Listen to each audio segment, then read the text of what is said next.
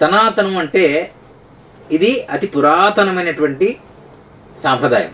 ఇది సర్వమానవ శ్రేయోభిలాషి, అంటే అన్ని ప్రాణులు సమానమే, అంతా సమానమే. ఈ దేవత, ఈ భూమి అంతా కూడా అన్ని దేవతలే, చెట్టు చేమ పుట్ట అనేటువంటి చెప్పడమే సనాతన ధర్మం యొక్క లక్ష్యం.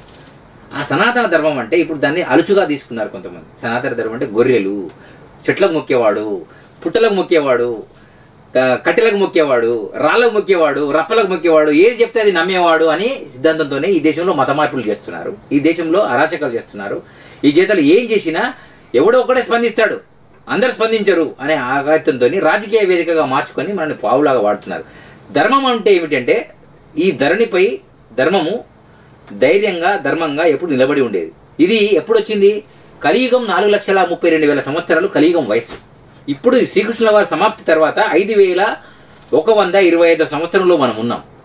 కలియుగం మొదలై ఈ ఈ ఈ యొక్క మతం ఏదైతే బక్రీద్ చేసే మతం ఏదైతుందో ఈ మతం వచ్చి 1,400 సంవత్సరాల క్రితం వచ్చి మొదలైంది. 2025 అంటే 2025 సంవత్సరాలు ఓన్లీ క్రిస్టియన్ మతం వచ్చింది. మరి 2025 సంవత్సరాలకు ముందు కొన్ని లక్షల సంవత్సరాల యుగాలు, 3 యుగాలు అయిపోయినాయి. సత్యయుగం, కృతయుగం అంటారు దాన్ని, త్రేతాయుగం, ద్వాపర యుగం, ఇది కలియుగం. అంటే 3 యుగాల కంటే ముందు మన యొక్క ధర్మం ఉంది. దాన్ని సనాతన ధర్మం అంటారు. ధర్మం అనేది దైవం ద్వారా వచ్చింది. దీనికి ఆది అంతమాలు, పుట్టు పూర్వోత్తరాలు ఏమి ఉండవు. ఉంటుందా? ఆకాశం ఎంత ఉందంటే ఎంత దూరం అని చెప్పగలుగుతారు? ఎంతైనా పోవచ్చు. పోతుంటే చుక్కలు వస్తాయి, చంద్రుడు వస్తాడు, ఇంకా పైన వస్తుంది, గెలాక్సీ వస్తుంది, తర్వాత కూడా ఉంటుంది. అట్లాంటి అనంతానికి సంబంధించిందే సనాతన ధర్మం.